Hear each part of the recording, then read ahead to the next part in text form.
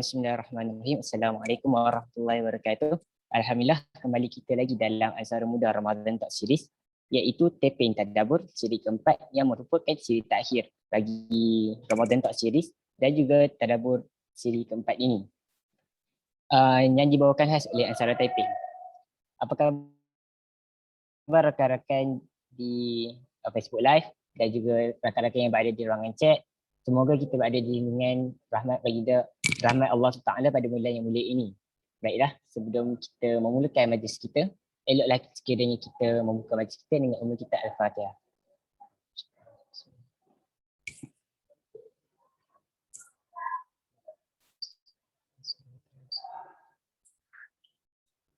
Amin amin ya rabbal alamin.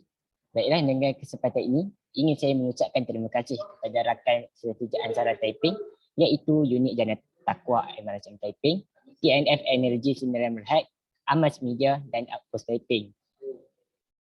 Jadi bersama-sama kita pada petang ini ialah Ustaz Muhammad Syukri Sulaiman, iaitu Guru Pendidikan Islam, Apple Distinguished Educator dan Apple Professional Learning Specialist.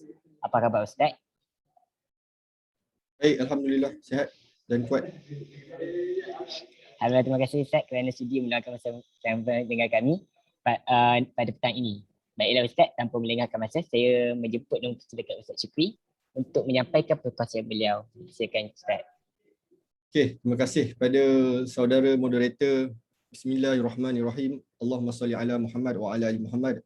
Alhamdulillahirabbil alamin wassalatu wassalamu ala asyrafil anbiya'i wal mursalin wa ala alihi washabbihi ajma'in. Rabbi shrah li sadri wa yassir li amri wahlul 'uqdatam min lisani yafqahu qawli, amma ba'd. Terima kasih kepada semua hadirin hadirat yang dirahmati Allah, sama ada di dalam Zoom ataupun di YouTube maupun di Facebook. Terima kasih kerana sudi bersama dengan kita dalam program tadabbur siri yang keempat hari ini yang dianjurkan oleh unit Ansara Taiping. Okey, hari ini adalah kita punya orang cakap final lah. Okey, final untuk kita membincangkan berkaitan dengan surah As-Sajdah yang kita dah start bincang daripada awal Ramadan itu kan. So hari ini kita berada di fasa yang terakhir. So untuk fasa yang terakhir kali ini kita akan lihat pada ayat dalam surah As-Sajdah itu sendiri, ayat yang bermula daripada ayat 21 hingga ke 30. Okey. Jadi kalau kita lihat pada ayat yang ke-21 hingga ke-23, okay, ayat yang ke-21 hingga ke-23, bagaimana Allah Azza wa Jalla memberitahu peringatan pada manusia. A'udzubillahi minasyaitonirrajim. Wala nuziqannahum minal azabil adna dunal azabil akbari la'allahum yarji'un. Okey, dan pasti kami timpakan kepada mereka sebahagian seksa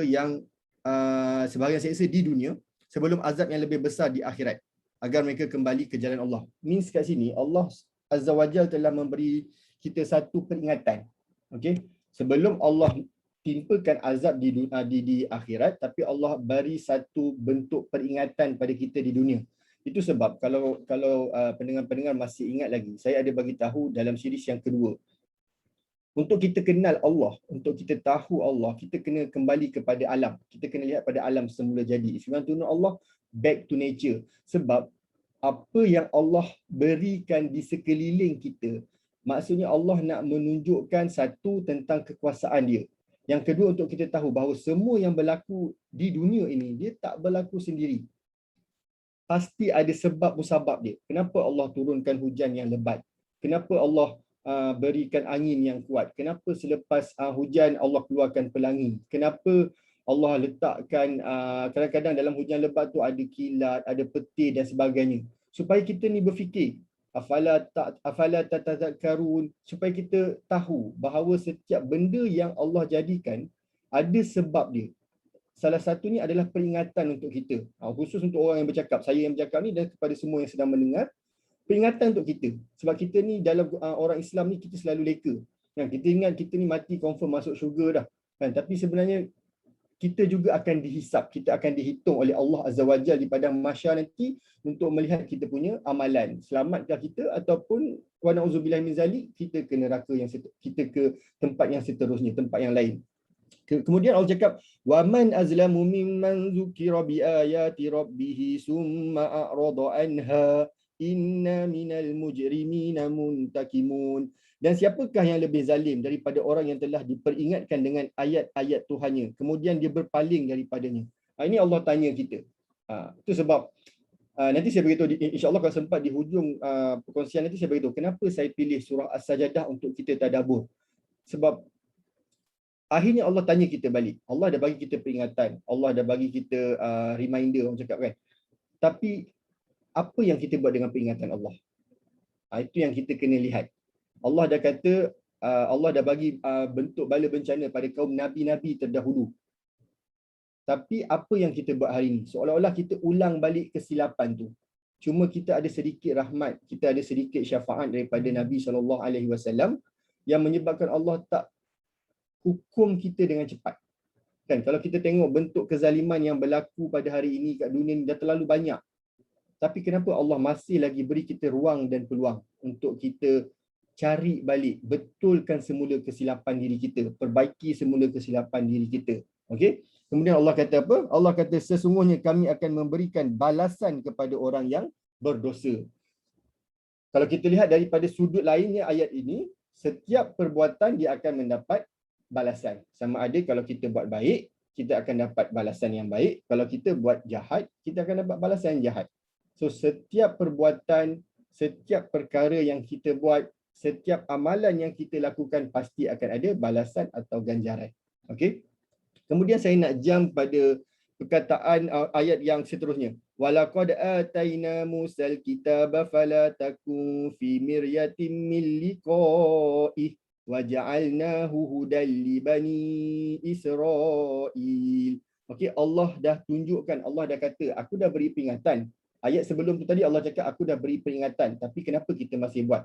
Allah dah turunkan kitab apa? Allah turunkan kitab pada Nabi Musa alaihissalam, kitab Taurat. Allah dah ceritakan pada Allah dah bagi pada Nabi Musa alaihissalam kitab Taurat untuk peringatan pada penduduk-penduduk ataupun kaum-kaum Nabi Musa alaihissalam. Tapi apa yang berlaku? Berapa ramai orang yang benar-benar beriman mengikut Nabi Musa? Cabaran Nabi Musa ni bukan sikit tuan-tuan, bukan sikit tapi terlalu besar. Tapi berapa ramai yang akhirnya berjaya mengikut ajaran Nabi Musa? Okey, tapi yang saya nak highlightkan kat sini adalah perkataan, kalau siapa-siapa yang sedang melihat tafsir ataupun Quran sekarang, sama ada di mushaf ke, di iPad ke, di smartphone ke, cuba tengok perkataan liqa'ih. Okey, perkataan ini fala takum fi miryatin min liqa'ih. Perkataan ini dalam surah Sajadah sahaja Allah ulang 3 kali. Ayat ini nak menunjukkan berkaitan dengan kita ni nanti, bila sampai satu masa kita akan berjumpa dengan Allah. Pada masa itu Allah merupakan kita punya hakim. Allah adalah Allah akan menentukan segala-galanya pada masa itu. Maksudnya di padang mahsyar besok, kita ni semua, saya, pendengar-pendengar yang ada dan semua manusia yang ada di dunia ni, kita ni dikira sebagai OKT. Apa orang kena tuduh lah kiranya. Maksudnya Allah akan menghakimi kita. Apa yang kau buat selama ni? Saya ambil contoh mudah lah. Ni saya ambil contoh mudah, contoh yang dekat dengan pelajar sebab audiens kita ramai pelajar. Misalnya kita BWP. Kita kita kena jalankan tanggungjawab kita sebagai badan wakil pelajar. Kita presiden, kita exco akademik, kita exco disiplin dan sebagainya. Tapi bila mana ada kawan-kawan yang baik dengan kita, tak laksanakan ataupun tak ikut peraturan. Kita ambil contoh mudah lah. Kita ambil contoh mudah, tak turun solat subuh.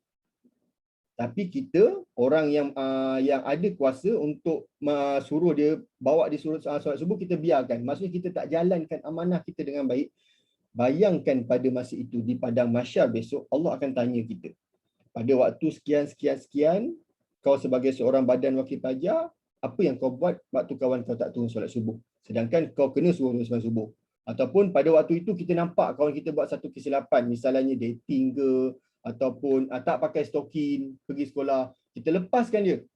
Tapi orang lain kita hukum, orang lain kita ambil nama dan sebagainya, kita bawa pada jumpa pada guru disiplin dan sebagainya. Tapi kawan kita lepaskan. Pada masa itu Allah akan menyoal kita semula apa yang telah kita buat. So maksudnya pada masa itu Di padang mahsyar nanti, kita ni antara kita dengan Tuhan. Okay? Bagaimana kita mempersembahkan amalan kita yang kita buat kat dunia nanti.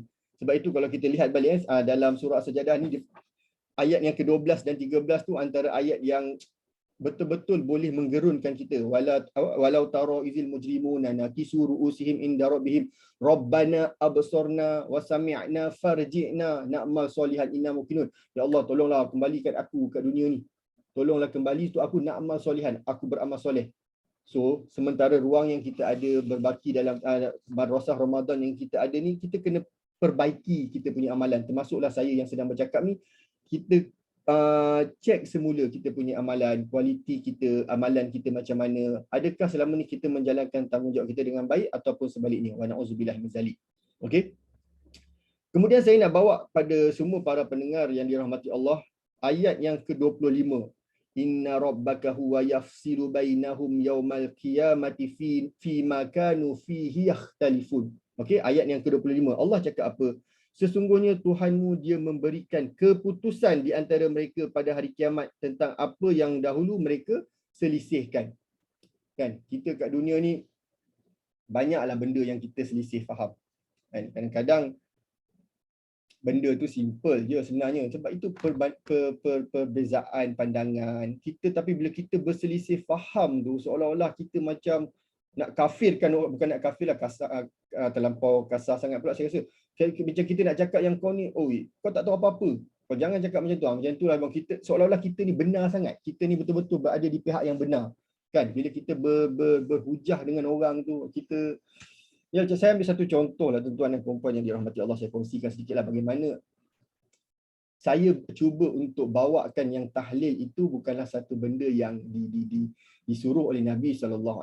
Yang Nabi unjurkan bila ada orang meninggal, kita, orang yang jiran yang dekat, kita yang kena tolong bagi orang yang keluarga si mati tu makanan. Kita yang kena provide dia something yang kita boleh bagi dia sedikit kegembiraan. Okey, tapi bila mana kita kata tahlil itu tak dibenarkan, kita menyusahkan keluarga si mati sebab keluarga si mati yang nak kena masak untuk kita dan kita datang makan, dia jadi satu benda yang bertentangan dengan arus masyarakat kita. Jadi bila mana dia bertentangan dengan arus masyarakat kita, orang akan cakap kita ni belajar ke mana, apa benda yang kita bawa. So dia jadi satu orang akan mula menentang kita. Jadi benda-benda macam ni yang seolah-olah sebenarnya kita tak perlu nak terlampau over lah, terlampau bila kita nak menuduh orang, bila kita bercakap dengan orang, berhujah dengan orang, berbincang lah, okey, bahasa mudah dia berbincang dengan orang, kita jangan cepat sangat nak menghukum seseorang tu. Kita kena lihat daripada pelbagai aspek. Kadang-kadang ilmu kita yang sedikit ni tak sampai tahap lagi, orang tu cakap dia pun based on knowledge dia, based on ilmu dia. So bila kita nak berbincang dengan dia, kita berbincang dengan cara yang baik, kita berlapang dada. Mungkin hujah dia ada hujah dia dan hujah dia kuat, dan kita pun ada hujah kita mungkin tidak berapa kuat, so kita raikan dia, dan begitu juga sebaliknya. Jangan kita cepat untuk menghukum orang lah. Tapi kalau macam dalam konteks pelajar di sekolah, kalau dah jelas benda salah, awak cakap, nanti awak boleh cakap pula dalam contohlah kita masuk dalam unit tindakan tata tertib tu kan, bila kita dibincangkan, cikgu, kita jangan cepat menghukum orang. Sebab kalau cikgu cepat menghukum orang, cikgu mungkin salah, saya yang betul. Jangan cakap macam tu pula. Kalau jelas kesalahan kita, jelaslah. Okay? So, di padang mahsyar nanti Allah yang akan memberi kata putus siapa yang benar, siapa yang salah. Kalau satu ketika dulu saya pernah kata contoh, saya ambil contoh Bilal lah kan. Saya kata Bilal, saya tuduh dia merokok misalnya. Tapi Bilal menafikan sekeras-kerasnya, dia tak merokok. Tapi kebetulan masa tu dia berada dalam kawan-kawan yang sekitarnya sedang merokok. So, bau tu melekat kat dia. Dan akhirnya di padang mahsyar nanti Allah akan beritahu syukri pada waktu itu bila tak merokok kau yang salah. Allah akan menjadi hakim yang seadil-adilnya. Allah akan menghakimi kita dengan seadil-adilnya. Pada masa itu kita tak boleh buat apa dah. Okey. Cuma dalam konteks ayat ni kadang-kadang orang tanya kita, bukan orang tanyalah apa, bermain di fikiran kita kan, ada jugalah yang tanya. Bila kita meninggal dunia nanti, bila kita di padang mahsyar, kita pun ada beritahu oleh Allah Azza wa Jalla yang kita akan ke syurga ataupun kita akan ke neraka. Allah akan menghakimi kita. Dan orang kafir ni dia akan masuk ke neraka Allah. Orang kafir ni dia akan pergi ke neraka Allah. Okey. Adakah orang kafir ni dia akan berada di neraka Allah selama-lamanya? Kalau kita yang Islam, kita yang mukmin, kita akan keluar daripada neraka Allah bila sampai habis tempoh waktu kita punya pembalasan. Okey, dan kita akan kembali ke syurga Allah Azza wa Jal. Tapi untuk orang yang kafir, orang yang tidak beriman pada Allah Azza wa Jal, dia akan berada di neraka Allah untuk selama-lamanya. Walaupun ada khilaf ulama, bukan khilaf, walaupun ada perbezaan ulama, kan? Ada yang kata orang kafir ni dia tidak akan berada lama di dalam neraka Allah. Bila neraka Allah itu hancur, mereka akan hancur bersama neraka Allah. Okey, walaupun ada pandangan ulama, contohnya Imam Ibnu Qayyim, dia mengatakan pandangan sebegitu, tapi tak begitu kuatlah pandangan itu. Okey, cuma bila orang kafir berada dalam neraka Allah Azza wa Jalla, dia akan berada dalam neraka Allah untuk selama-lamanya. Kita akan tertanya-tanya, adakah selama ini Allah itu bersifat adil? Sedangkan orang kafir ini dia buat juga kebaikan. Kan kita nampak ramai je orang kafir yang sifatnya lebih, akhlaknya lebih Islam daripada kita. Akhlaknya lebih bagus daripada kita. Kan? Tapi dia kafir. So kat mana keadilan Allah? Sedangkan kita ni orang Islam, bukan kita lah, orang-orang Islam yang rajin buat benda yang tak sepatutnya, ingkar dengan arahan Allah. Akhirnya Allah boleh masukkan ke syurga. Tapi kenapa orang kafir Allah tak masukkan ke syurga? Kadang-kadang kita terfikir benda tu, di mana keadilan Allah? So ini, tengok macam mana Allah treat kita dalam Al-Quran supaya kita berfikir. So, untuk menjawab segala persoalan ni, kita kena lihat semula kenapa orang kafir ni berada dalam neraka Allah untuk selama-lamanya. Sebab mereka ni dia seolah-olah, bukan seolah-olah, mereka ni menafikan hak Allah sewaktu mereka berada di dunia. Saya bagi satu contoh mudah lah kan. Dia nak kata, saya bukan menyamakan Allah dengan ibu bapa, jangan salah faham apa contoh. Saya cuma nak bagi analogi supaya kita faham kenapa orang kafir dia akan berada di neraka untuk selama-lamanya. Kalau kita sebagai seorang ibu bapa, kita sebagai seorang anak, kita ada ibu bapa. Kita ingkar dengan ibu bapa kita. Kita tak taat pada ibu bapa kita. Kita selalu melawan, kita kutuk, kita caci mak bapak kita.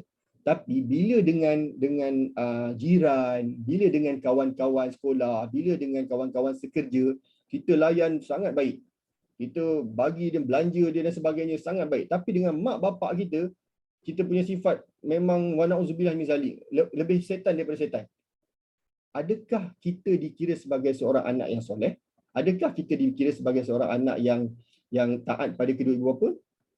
So jawapannya mestilah tak. So sama juga dengan apa yang saya nak beritahu tadi. Bila sepanjang kita hidup, kita menafikan hak Allah, kita tak buat apa yang Allah suruh, kita lakukan apa yang Allah larang, so seolah-olah kita menafikan hak Allah.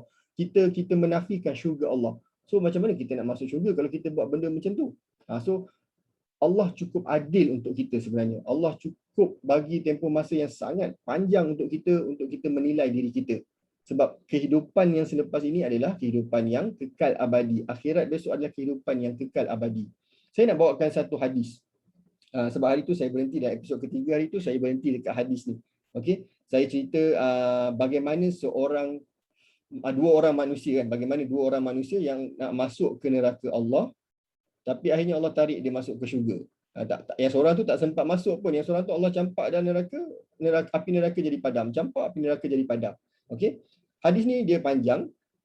Yujarru rajul ila an-nar fatanzawin nar wa yanqabit fayaqulu rahman malak qala yastajiru minni wa yujarru rajul ila an-nar fayaqulu ar-rajul ma kana hadza zambik ya rab faqala ar-rahman wa ma kana zanubik qala anta sa'anni rahmatuk fa arsili ila abadi.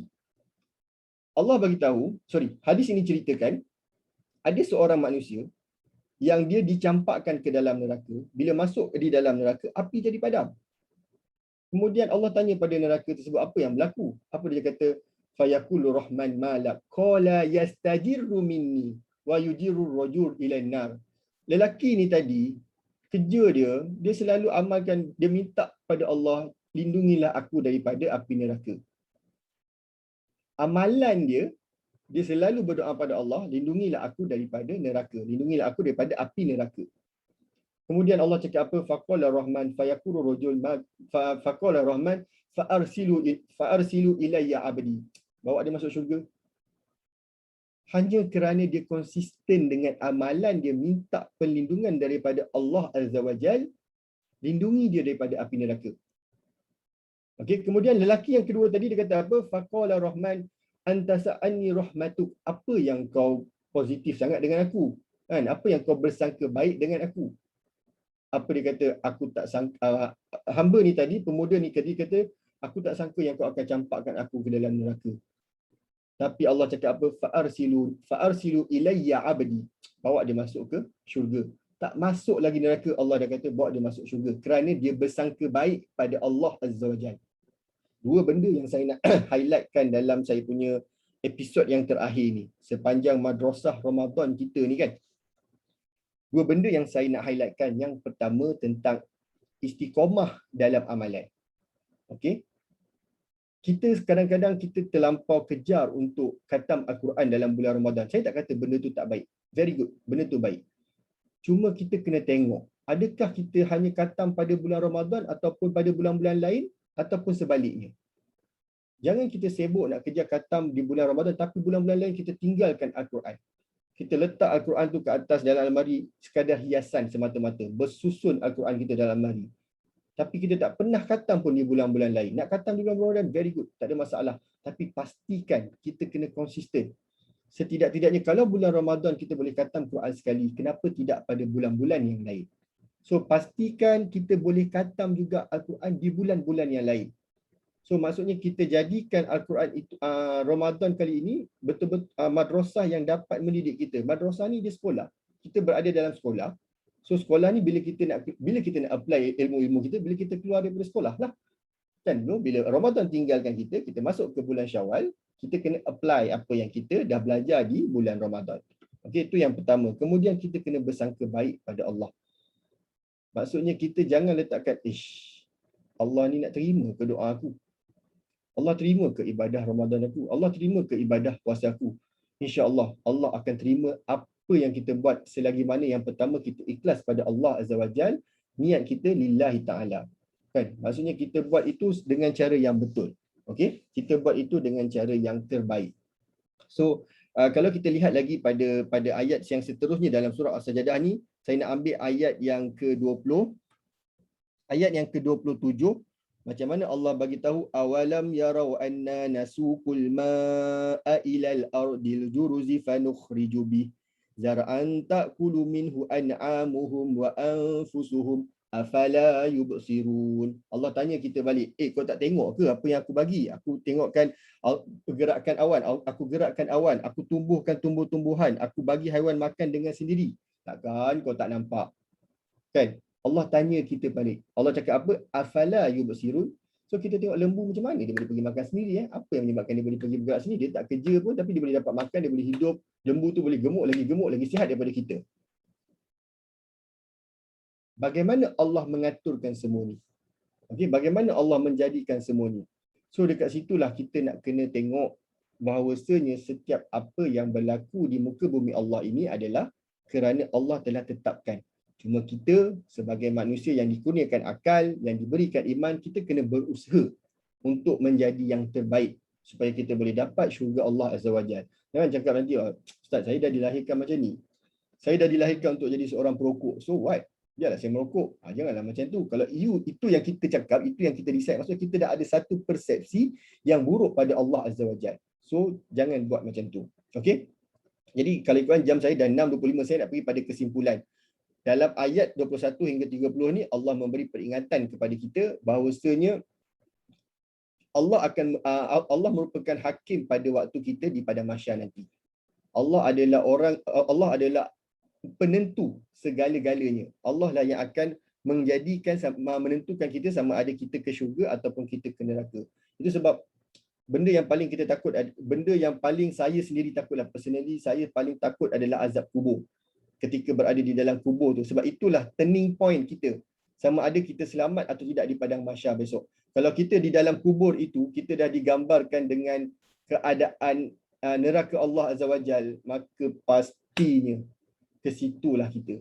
Tapi kalau kita di dalam kubur, kita dah dipaparkan tentang keindahan syurga Allah, nikmat syurga Allah, maka yakinnya kita akan dapat syurga Allah Azza wa Jal. So kesimpulan yang pertama, saya nak kongsikan apa yang kita telah buat pada siri pertama sampai siri hari ini. Yakinlah dengan ayat-ayat Allah, Jangan ada keraguan dengan ayat-ayat Allah walau seinci. Yakinlah dengan Al-Quran yang kita baca tu. Yakinlah dengan Al-Quran yang kita hafal tu. Yakinlah dengan Al-Quran yang kita tahu bahawa ini adalah mukjizat peninggalan yang paling besar oleh Nabi SAW. Okey, kita baca Al-Quran ni kita tak pernah bosan. Sebab itu dia punya mukjizat. Kita baca Al-Quran ni banyak kali, tak pernah kita boring. Sebab itu mukjizat dia. Okey. Yang kedua, lihat pada sekeliling kita kejadian alam untuk kita kenal Allah dan sentiasa mengingati Allah. Tengok selalu bila kita berjalan tengok orang kita. Kan? Kita berkawan dengan orang, kita tengok kejadian-kejadian yang berlaku di sekeliling kita. Sekarang ni kalau di Taiping kerap hujan. Kan? Di Taiping ni adalah hujan, lepas tu ada kilat, petir dan sebagainya. Kita reflect balik diri kita. Kalau hujan ni tak ada satu hari nanti macam mana? Tiba-tiba panas, kering, kontang, macam mana pula keadaannya kan? Okey. Kemudian yang ketiga, jangan sombong, jangan riak dan jangan takabur. Ini antara sebab kenapa kita akhirnya kena sujud bila kita berada di sujud bila sampai pada ayat 15 di sujud tilawah. Jangan riak dalam hidup kita, dalam diri kita, kita jangan ada perasaan riak, bangga diri, sombong dan sebagainya. Bila kita ada perasaan-perasaan ini, kita akan menzalimi pada manusia lain. Okey, kita jangan simpan perasaan tu sebab siapalah kita kalau kita nak dibandingkan dengan keagungan dan kekesaan Allah Azza wa Jalla. Okey, tak terbanding. Kita ni sangat kecil je.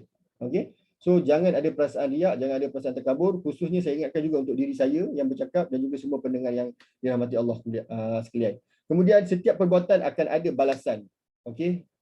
Yang keempat kesimpulan saya ialah setiap balasan kita setiap perbuatan kita ada balasan. Kalau kita tengok dalam terjemahan surah Al-Mudaththir. Okey, kalau saya salah betulkan saya.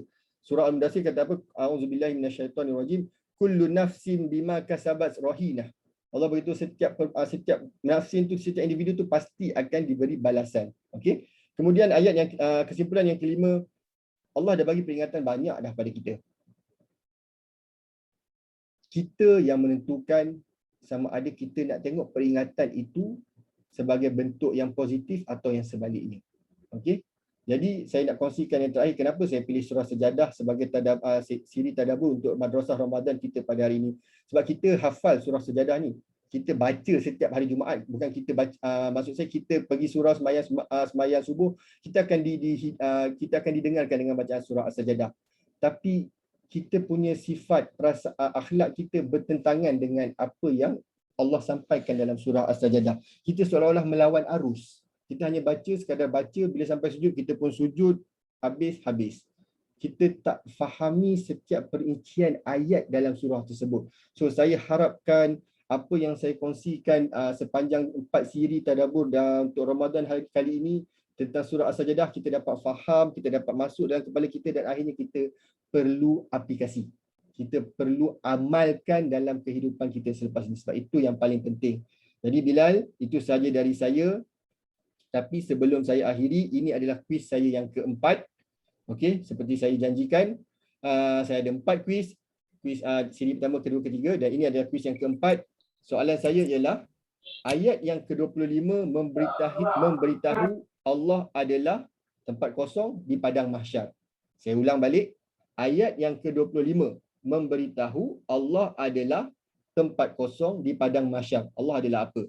So untuk hantar pada saya semua 4 soalan ni, saya nak satu, bila hantar pada saya sertakan nama penuh. Yang kedua, jawapan mengikut susunan siri 1, 2, 3 dan 4. Yang ketiga, nombor handphone supaya saya senang mudah bunyi untuk pemenang. Dan boleh hantar pada saya di nombor 016 833 5387. Saya ulang, 016 833 5387. Dan insya-Allah siapa yang menang nanti saya akan berhubung dengan dia. So Bilal, itu saja dari saya. Baik. Terima kasih Ustaz atas perkongsian itu tadi. Moga-moga kita dapat apa yang telah Ustaz Supri sampaikan sepanjang 4 minggu, 4 siri tadabbur Al-Quran ini. Baik. Seandainya ada rakan-rakan yang ada persoalan, boleh tanyakan persoalan anda di ruangan komen. Kita tunggu dulu seandainya ada.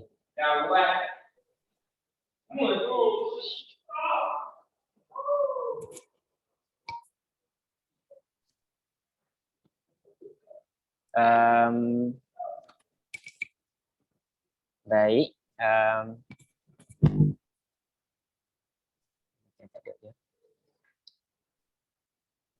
Ada soalan ke Bilal? Tak. Ustaz, Ya. kenapa Ustaz pilih Ustaz pilih surah Sajadah sebagai surah yang nak kita tadabbur pada bulan ni? Bilal ni tak dengar saya punya jawapan, saya punya penerangan tadi ni. Ya. Okey.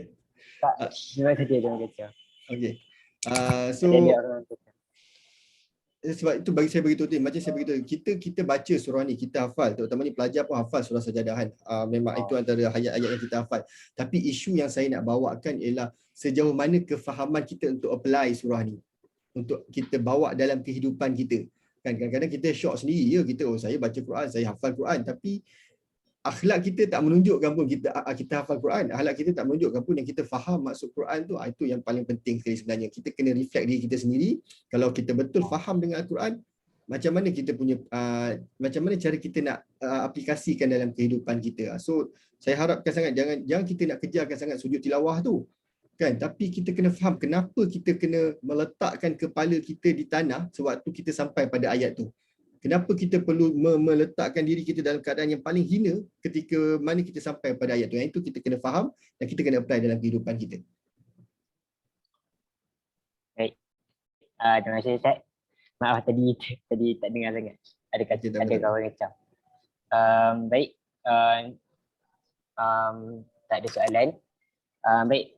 Majlis mengucapkan jutaan terima kasih kepada Ustaz Syukri kerana sudi bersama kami, 4 ciri bersama-sama dengan kami, dan tidak dilupakan juga terima kasih kepada rakan seperti Ansara Taiping, iaitu Unit Jana Taqwa Malaysia Taiping, ENF Energy 9 Berhad, Amas Media dan juga Output Taiping. Sekian itu saja pada Ramadan Talk pada tahun ini. Kita jumpa lagi tahun depan dan kita tutup majlis kita pada petang ini dengan tasbih kafarah dan surah Al-As.